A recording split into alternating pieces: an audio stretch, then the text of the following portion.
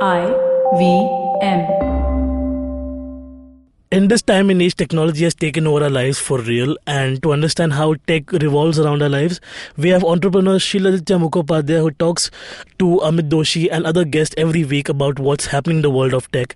It's a very interesting show. You should check it out. It's on IVM Podcast website, app, or wherever you listen to podcasts. You're listening to Keeping It Queer with Naveen Narona. Hello and welcome to Keeping It Queer. My name is Naveen Narona. I'm your host, and today I have two very fun guests in my studio. Two of those people who have been trying to get on my show for a very long time. One of them is not even looking at me right now. Hi Anuja. Hi Naveen. Thank you for finally gracing us with your appearance on my podcast. I'm actually excited to be here finally. Shut up. Oh, please. Also we have Rupa. Hi Rupa. Hi.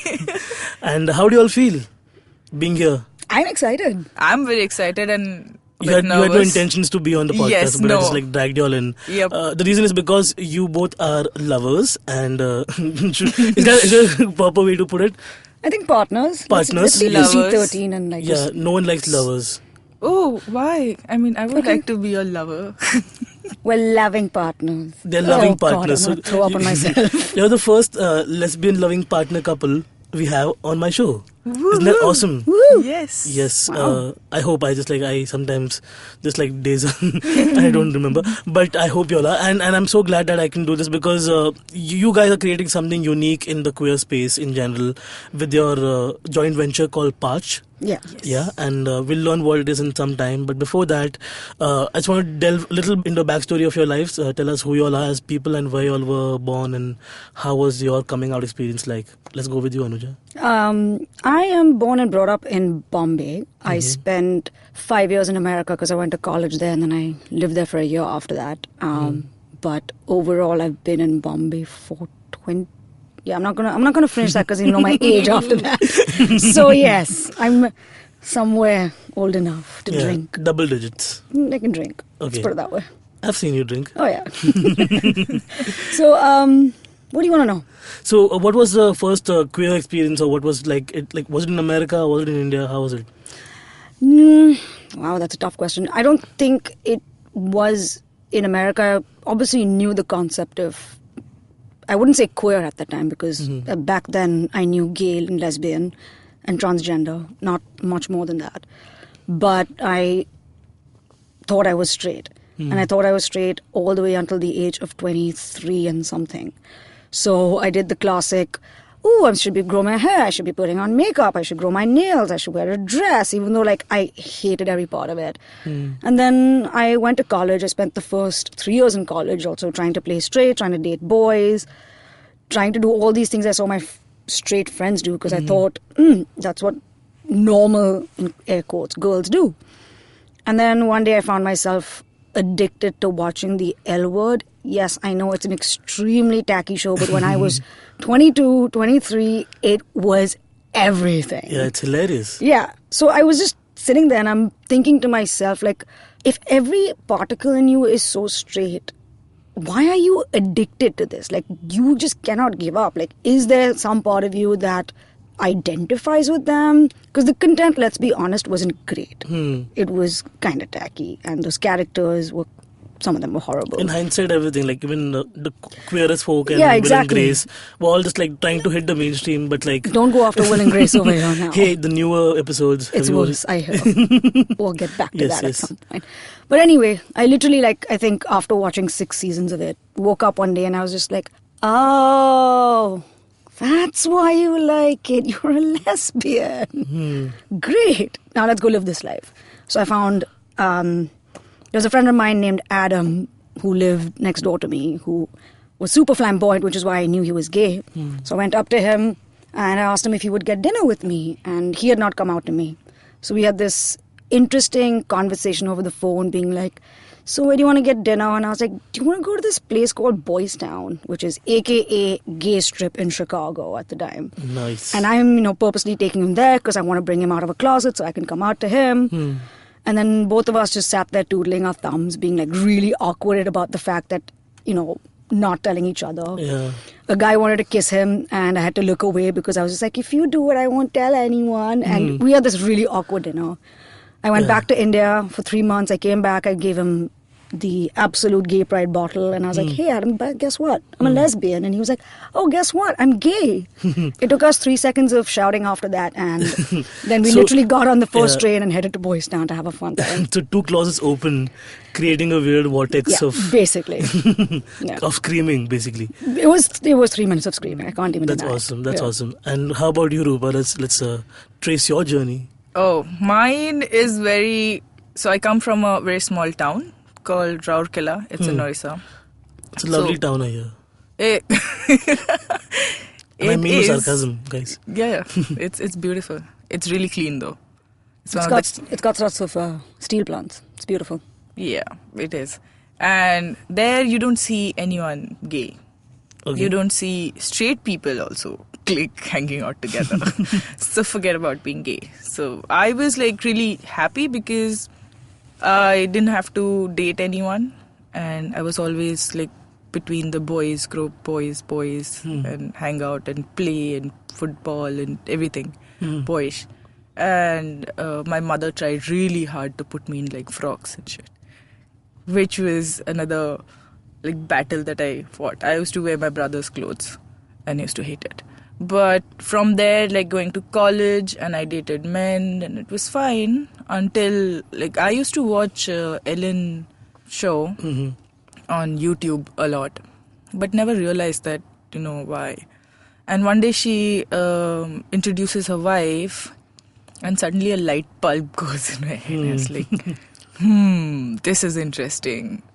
I have always then suddenly like you can trace back to all your memories, like how you had like crushes on girls and all these things, and it was just like one day where all these memories just like started Culminating. yeah. And I was like, wow, this means something. And I told my best friends and other friends. It was never fear like, oh my god, what am I gonna tell them. It was more like I always used to feel that I don't fit in. But now I had like a Answer to it, like why I don't and fit how in. would your friends were accepting, or like were they Oh yeah, they were like, of course we knew, and I was like, you. But is it something like people in Rourkela usually discuss more often openly, like No, queer they rights don't. and there's no conversation around There's it. no conversation. There are no people, or probably I was never part of those groups. It was never there. I had no idea that there is something like this exists until like my mother would always used to say if we would anyway look at feminine men and be like, oh, they're gay maybe. My mom was like, oh no, you should not say that. They're more artistic than other people. Oh nice, that's one stereotype, that's good. That is, yeah, because for Bengalis, everyone goes to these art school and they come out a bit feminine. And for her, it's like they're just like, they're feminine because they're artistic and they're showing that side of And their themselves. experiences in that- the art school. Let's just say that. Like how much can you stare at a nude model and not want to tap that? Yeah. I'll assume like that's a possibility, right? Yeah, For I don't think sculpting she's some- thinking on those lines. For her, it's like just, if That's you're just my filthy artistic... brain. But aren't they usually painting female nudes? So that'd be tough for a gay man over there. Oh, There's- they there's- paint there's- all sort of There's things. all sorts of things, yeah. You'd be surprised, Anuja. Yeah.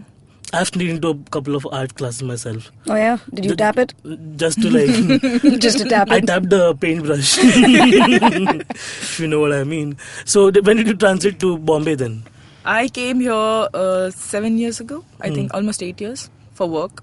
That's And it. was it like a massive culture shock in general? Oh, no. I mean, most of my family stays in Delhi, so I Okay. used to go there. Delhi Okay. was like half home. Okay. So it was not like I was coming out of a village and walking into the city, be like, ooh, cars, paintings. So I remember meeting both of y'all for the first time when I was nervously, pacing myself to go to an open mic called The Dirty Talk That's right. that Gaze used to organize. And no one had pretty much seen me in the scene. Yeah, you until came out of then. nowhere. Yeah, You yeah, sent because- us an email and I was like, where has this guy been all these Yeah, years? because I was very shy about just like talking to queer people in general. Like now I'm doing a podcast about it, but back then I was just like I'll do my own comedy thing and build my material and see how it goes. So I had like a legit 10-15 minutes and y'all let me go on stage. Yep. And I overstayed my 7 minutes, but I was doing a good job that night. Yeah, but also what to mention is that I don't think we ever had this conversation after that dirty talk is the sheer number of people that came to me after your stand-up piece and were like, not even just forget the queer folk. I'm talking about like my friend Stu who was there and some other straight people who were there. They were just like, who is this guy? He is absolutely hilarious. Where did you find him? I said, I didn't. He just came to us. Yeah, I found y'all. Yeah, he found us. We gave him a stage, we gave him a mic, and we were not expecting how good this was going to be. Yeah. So since then, like, it's built a lot of self-confidence. Like, I can now approach queer people and say, hey, you saw me do a good job, right? Like, I'm not messing around. I genuinely mean that, I want to do something for the community. And in that regard, like, it helps to have that kind of space, And from that day to this day now, recently when the Pride happened and I was hosting the pre-Pride party, thanks to you guys again. It's like come a nice full circle also, because now I don't have to scream for legitimacy in the scene. Now I can just like go up and you're just famous in the community. No, yeah. Oh, you have no idea. I just have to like hit that proper. You're that cute gay comedian, as people call you. They may not know your name, but that gay cute. Exactly, right? What's the name though? Only my entire branding. So let's go back to like how you all met and how did this whole, the cultural space that you all entered in happen? Oh, how do we meet? Yeah. We met at a party actually, just quite randomly. It's quite a boring story. She asked me out on a date. I said yes. We got many beers. We got drunk. We had a great time. I told her about my all Tinder nightmares. Oh, that was the best. If you ever find Rupa, make her sit down and tell you about her Tinder We have nightmares. her right here. I think now is the time. This was for your listeners. Okay. The private, the better. Yeah. Oh, you're missing out, Rupa. Okay, I'll just like there's an extended version. Let's not get some ex-Tinder date. Exactly. Her. I can't take names. Okay. And they will all know if I'm talking about them here. One bizarre incident. Come on. One bizarre. I had this was like very early on Tinder, when Tinder was new. I think, I don't know, 6 years ago. Swiped right, found a girl. It's like, okay, great. I had like recently like come out and I was feeling that, okay, fine, I have to meet somebody. So I went to see this girl at a restaurant, and I'm waiting there. 10 minutes pass, 15 minutes pass. I message her. I said like, hey, where are you? I'm waiting here, and are you gonna take time? She's like, no, I'm sitting behind you for past 10 minutes and watching you. It's like, Oh. shit. It was just like, I turned around and she's like, hi. It's like, why would you do that? She's like, no, I just wanted to see if you are a creep or not. I said, now I know who is the creep. Yeah. Turn your location off on your phone. That's like legit scary, right? Like with Grindr and Tinder now, they can actually track you down. Yeah. The question is, did you actually end up going on that date or did you leave? No, I left because I messaged my very best friend and I told her that, I need to escape. She called me up. She's like, hey, come right now and save me and all that. And she's like, but what is going on? I said, I don't know, just tell me that you're dying or whatever. And she called me, she's like screaming on the phone and she's like, oh my god, this is happening, you should come and save me. And I said, yeah, okay, I'm coming right now. And I left. I didn't even say anything. I just left the money on the table and it's like, hey, nice meeting you, bye. I left. I wonder when those classic fake phone calls are going to go out of fashion. Oh, They'll never. As long And as everyone knows it's phones fake. exist, no? Like even now, like, like when people start talking to you and, when you don't want to talk to them Oh yeah, sometimes. you fake pick up your Yeah, phone. or not even like, I have WhatsApp, one second. I'm just like, there's no WhatsApp message. But at any given time, there'll be one group where you'll have like 100 backup messages. So, in a time of need, those backup messages come in handy. You're like, Absolutely. oh, my mom died. Oh shit, sorry. Not really. Okay, so that was one of your Tinder nightmares. Thanks for sharing, Rupa. Thank you. And so over these nightmares, you all bonded and now cut to you all telling your families about each other. Yes. That's been a journey. Yeah, well, she clearly spends a lot of time in my house. And my mom's like, clearly Anuja has a friend. And at some point, I felt the need to just tell my mom because I don't want to constantly be hiding this from my mom either. And this is the first person actually, unfortunately for Rupa, the first person I've told my mom I'm dating. And my mom was actually very receptive of it. She asked a lot of questions about Rupa. And now, yeah, so they bond over shoes. My mom loves to buy shoes and Rupa by profession designs them. So Awesome. And how about your family? Have they reacted any differently? No, my mother, after chatting with me for like 4 hours after that, she said, so both of you have short hair. I said, yeah, that's the life problem, isn't it? So that is her problem. Like, At least one of you should have had long hair. yeah, you just know, to compensate. it makes, yeah, because she, one day, it's a funny story. One day we went for a movie or something. It was quite late. So my mother called up. It's like, what are you guys doing? I said, oh, we came for a movie. And she's like, okay, so is she dropping you home? I said, no. So are you dropping her home? I said, no, we're going to both take like Uber. Okay, no, but how does it work? Like, who drops who home? I said, nobody. We both take cabs and we go home. That's a genuine concern. Yeah, because for her, it's, you know, In a understanding heterosexual is, relationship. understanding is still the same. She's just trying to fit in like, Yeah, who opens the door, who pulls the chair, किसके basically. side में हो, लड़के वालों के कि लड़की वालों के? Like, she's no idea. Exactly. Who gets drunk at night and watches the TV? Yeah. Oh, that's definitely me. Yeah, that's true. But she also cleans. Nice. As long as you clean up afterwards. That's what I say always. I clean obsessively. So now we'll take a small break and we'll come back and discuss what Past is and how it's creating safer cultural spaces for queer folks and others who are allies and otherwise. We'll be back. We're keeping it queer with Anuja and Rupa. Long, long ago, not in Bethlehem, but in a place nearby, there was a wonderful birth of a huge show, which I like to call Cyrus Says. A show that encapsulates everything in human history, from the first Homo sapien to the last Homo sapien, who's traversed the entire world and then come back to India. This is a show which tells you everything about everything. If you want to know, avoid Google, come to us. It's called Cyrus Says. Get new episodes every Monday and Thursday on the IVM Podcast app, website, or wherever you get your podcasts from. It's simple as A, B, oh God, what comes after that? Cyrus Says is brought to you by Setu IMAX.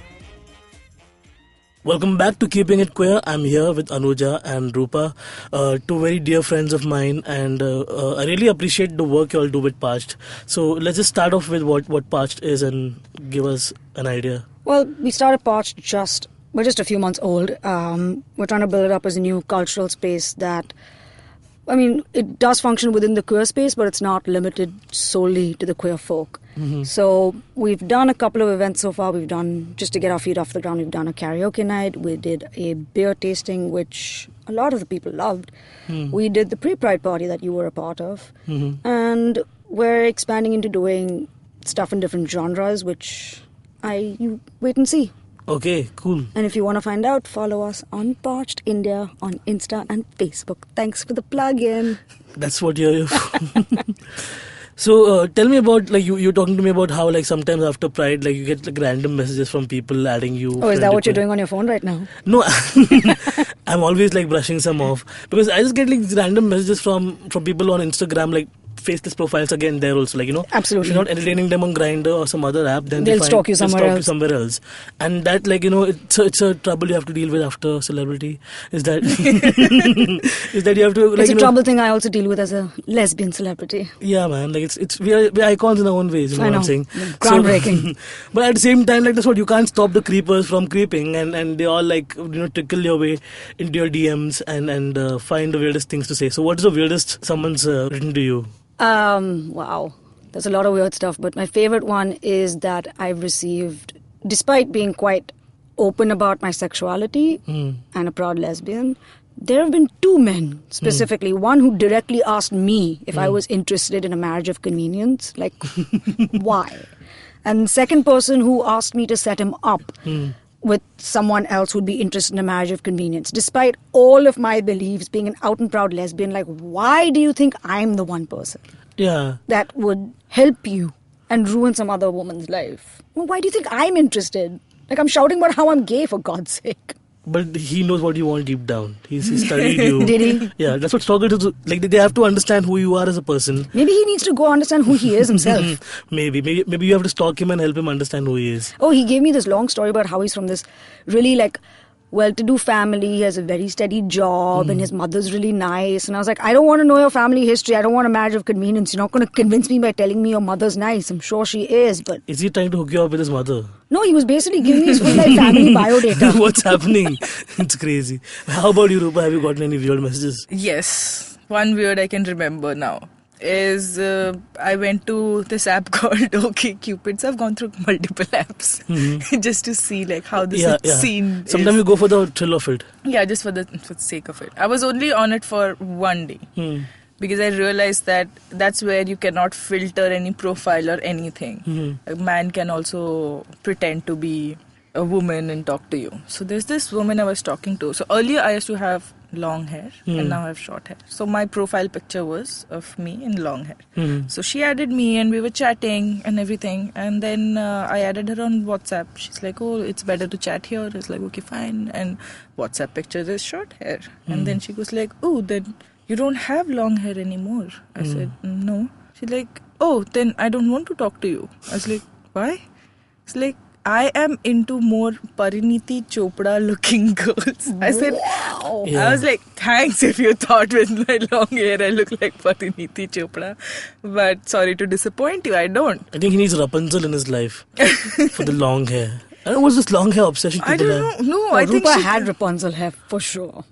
I had really long hair. And then proceeded to like, I was like, okay, fine, great. She didn't chat with me that day. Next day she started sending me like 5-6 pictures of random women. And I was like, okay, who are these girls? Like, what's going on? She's like, oh, do you want to select somebody from here? This is like my catalog of women I know I can hook you up with. I was like, okay. No, thank you. But I like the way that social media is now like the digital pimp agency, kind of movement happening. And like this whole marriage of convenience thing, like a lot of these groups also on Facebook, which are secret groups for queer people to find comfort in, they are auctioning each other over there. Like, I'm a woman who wants to enter into a marriage of convenience. Any proud gay man wants to marry me so we can have an understanding relationship. And it's just like so bizarre to understand that this is happening.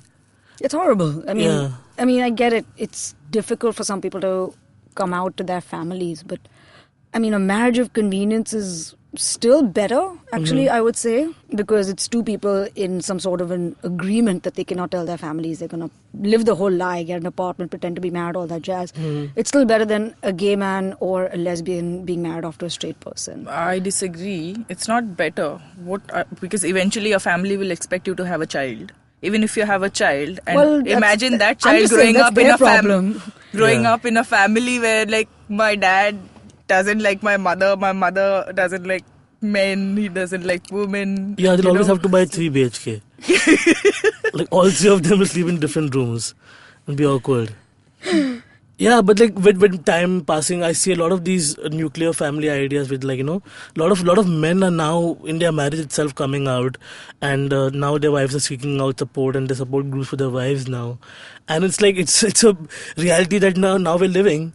And how do you feel about it? Like at any point did like anyone tell you in your family or your relatives that go get settled down just for the heck of it? Was there? Oh yeah, all the time. Like before I came out to my parents, obviously that was a topic of conversation, but they easily accepted me when I came out to them. So obviously with them it's done and over and dusted, but there's a part of my extended family that doesn't know. And their favorite topic in a Gujarati family is Lagan kya re kar se?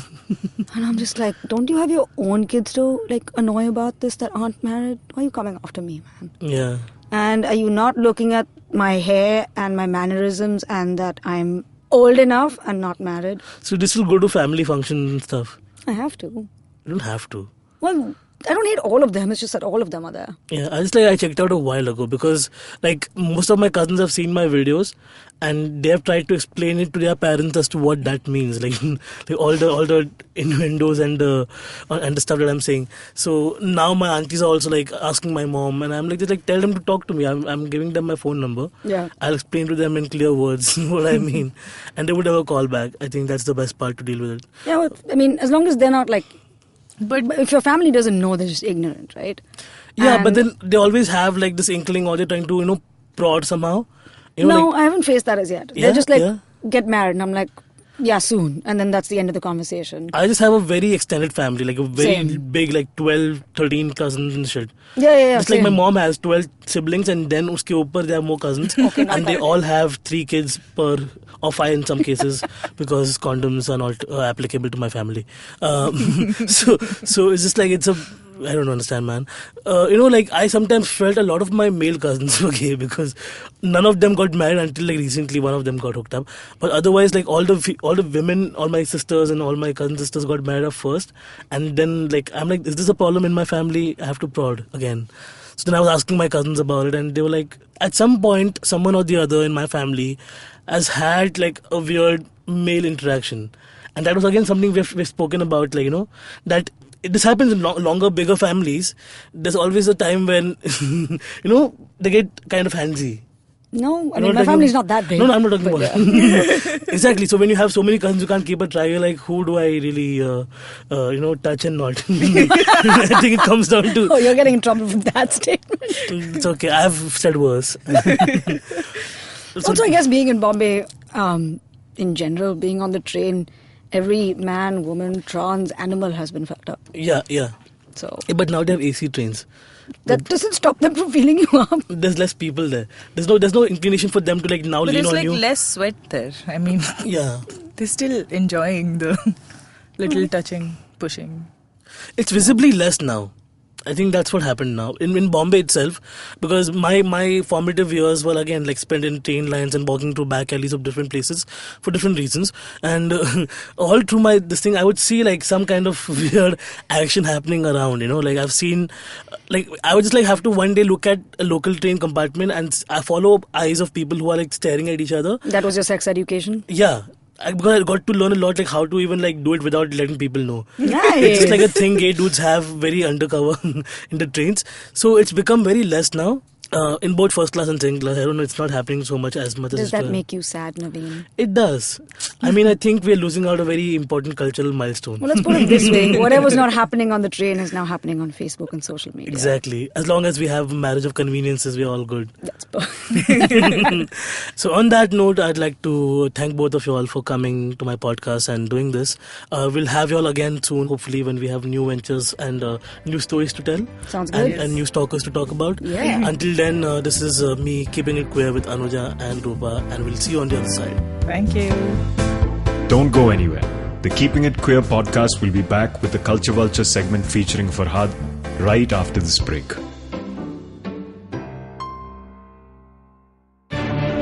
Every week comes a show where three people come together to tell you about stuff they like. A movie, a TV show, a book, and other stuff. Tune in every Monday on the IVM Podcast app to IVM Likes. IVM Likes is brought to you by S02 IMAX. Welcome back to Keeping It Queer. I'm Naveen Narona. Joining me in the Culture Vulture part of this show is Farhad.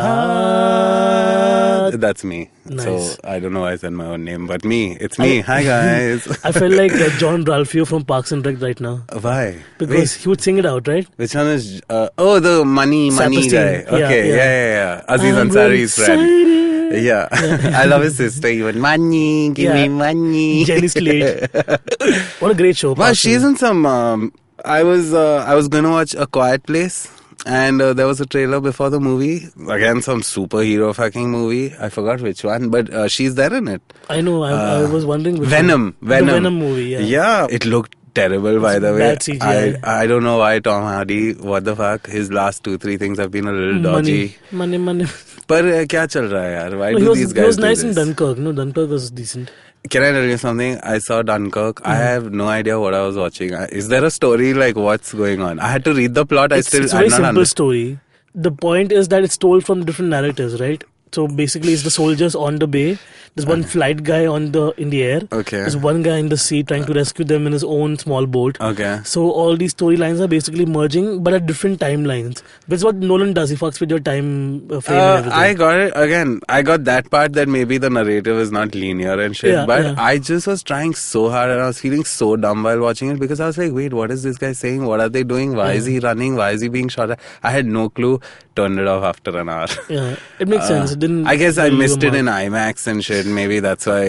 No, see, Interstellar was a movie from Nolan that would make more sense in IMAX. I Yeah, watched Avengers yeah. also on IMAX. Yeah. But I don't think that something like Dunkirk would make so much of a difference. It's a nice cinemascope way of looking at the World War. I was watching it on my laptop screen and I got it. Why should I watched it in the theater? But again, I was like, why would anyone watch? Yeah, this Harry movie? Styles was in the movie. I saw. Yeah. I heard there was a glimpse of him, and I thought I'll wait till he shows up. But then I thought it was too much for a He has a glimpse. even. proper role in the second half. Ah, Yeah. oh, okay. So maybe shit. for that you should go back. Maybe some other time when I've lost the remote and Yeah. it's the only But thing in on TV. Dunkirk, like you see again, like there's this camaraderie and there are bros basically helping each other out. There's one French guy who's also trying to escape acting like a Brit. Okay. So and the main guy who's the guy running in the beginning of the movie. Okay. So we don't know any of their names because they're Escape just like what? Sorry, you said escape. escape from the coast, right? Okay, of okay, Normandy or whatever the okay, fuck they're stuck. okay.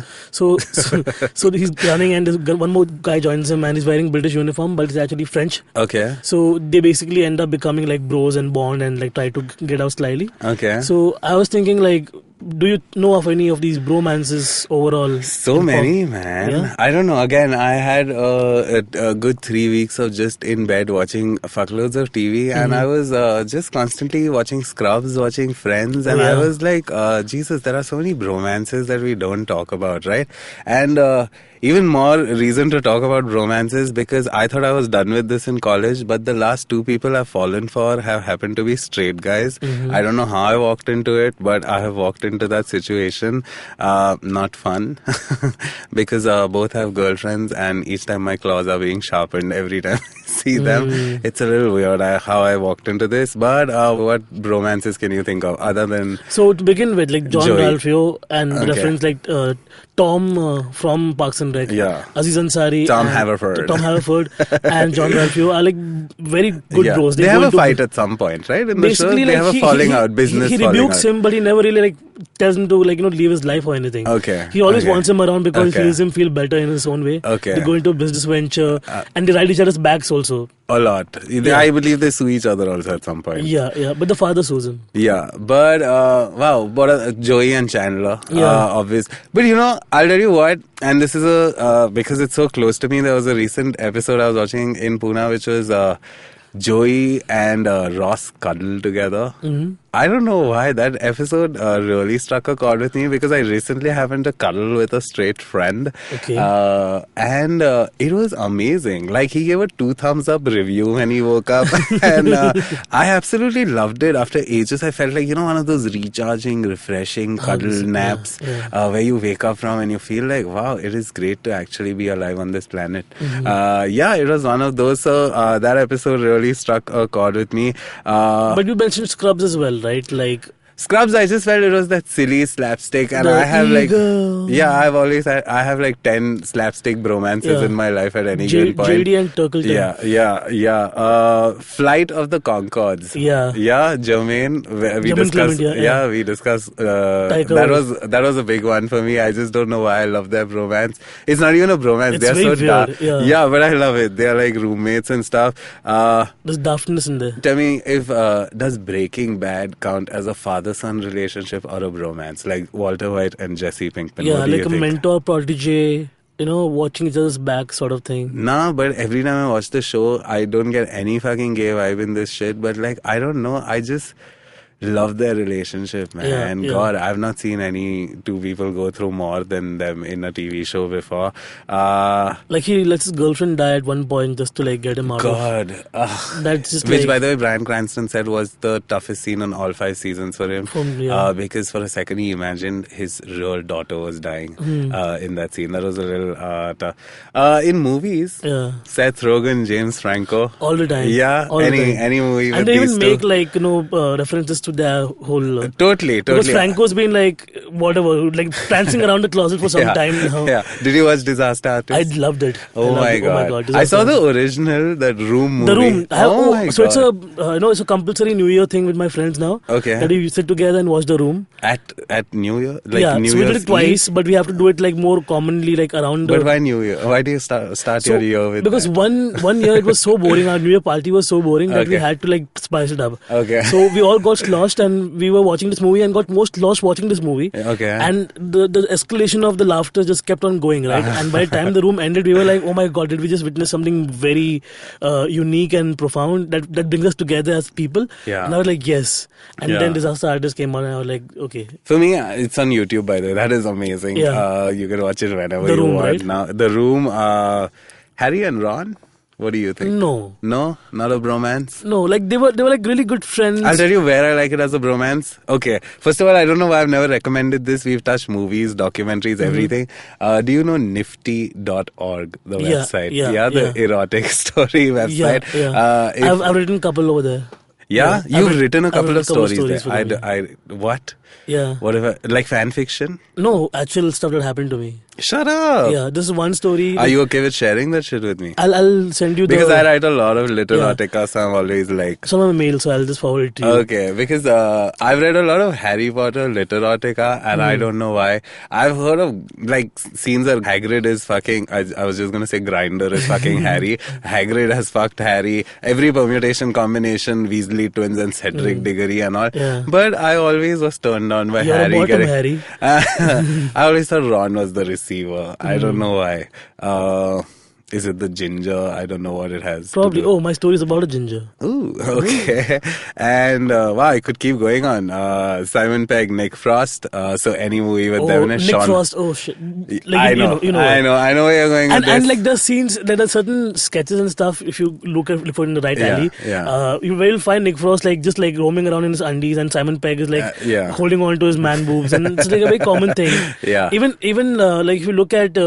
Like off camera, Ian McKellen and Patrick Stewart. Oh my God. They have the best bro relationship, and like again, like I think they cuddle at night and sleep sometimes. Yeah, I've seen that BuzzFeed article of their tweets, right? Yeah. So like even like X-Men, basically when they go in the past as well, those guys have like a bro thing going on.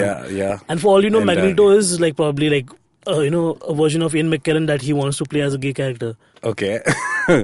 I can't imagine Magneto as a gay guy. I can't. Well, he's wearing capes and helmets and stuff. So flaring red around. That's pretty much everyone in X-Men. So okay. I was just like trying to make a case for it. Okay. And who Any else? last bros? Any just off the top of Harold and Kumar, Bill and Ted. Bill and Ted. I believe the franchise is coming back. I heard. Yeah. I cannot Keanu wait Reeves. for it. Oh my God. There was one scene when I was... Maybe one of the first times I knew that I'm into men is when Keanu Reeves is wearing a crop top and his navel is showing. And I just knew that chokra ne dick pasand chhe. Yeah, but in the Marvel universe, if you look at like Tony Stark and his trusty sidekick Colonel Rhodes, was played by Don Cheadle. Oh, okay. So like in Iron Man 3, they have like this whole buddy cop thing going, but also at the same time they're like relying on each other's instincts, quarrel like a couple. So it's like I like their equation as well. You lost me at Iron Man. Oh.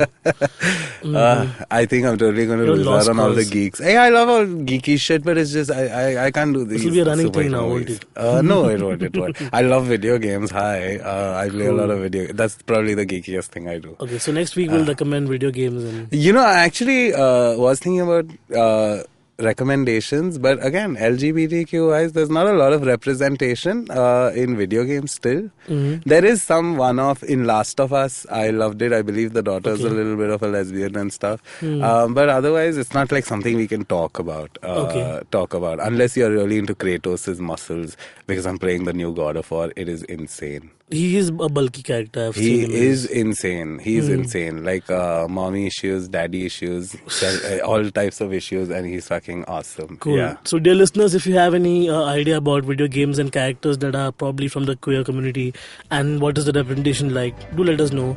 This is the Culture Vulture part of Keeping It Queer, and we're signing off. Bye. Bye-bye. Regular bye.